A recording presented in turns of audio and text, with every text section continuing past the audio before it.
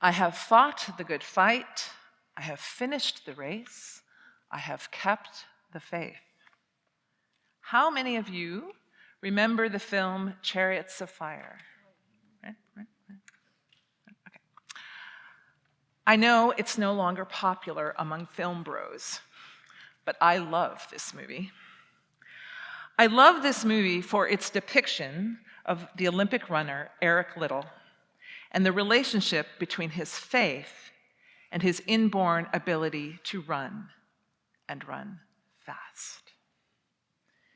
In case you haven't seen it, maybe a couple. In case you haven't seen it, the film focuses on two runners preparing for the 1924 Paris Olympics, but I'm only going to speak about Eric Liddell here.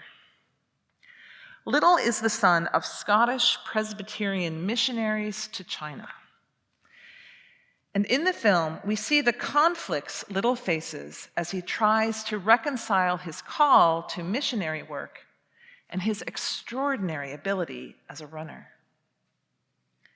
In an argument with his sister, who wants him to focus on God's work, not racing, Liddell says, "God made me for a purpose, but he also made me fast. And when I run, I feel his pleasure. I feel God's pleasure." That was not a familiar concept in my religious upbringing.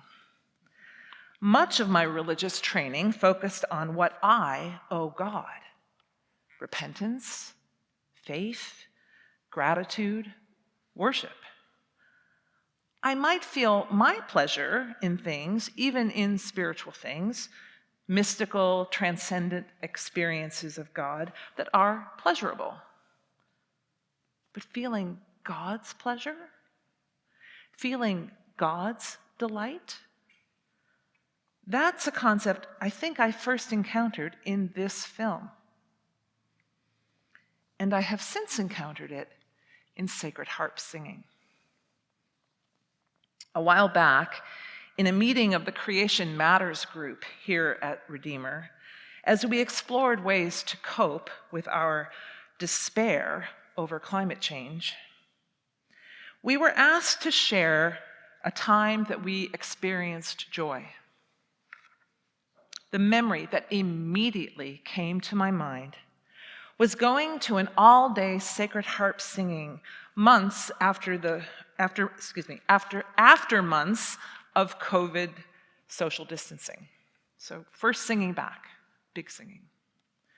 I sat in the corner of the tenor section, right over there, where I could make eye contact with the trebles. We were singing a song we all knew well. The tempo was lively, and the parts were soaring. And a fellow in the treble section and I looked at each other, and it was joy. It was pure pleasure. Now shall my inward joys arise and burst into a song. Almighty love inspires my heart, and pleasure tunes my tongue. Pleasure tunes my tongue. Whose pleasure does this refer to? God's pleasure. God takes pleasure in our voices, weak or strong, joining together as our inward joys burst into song.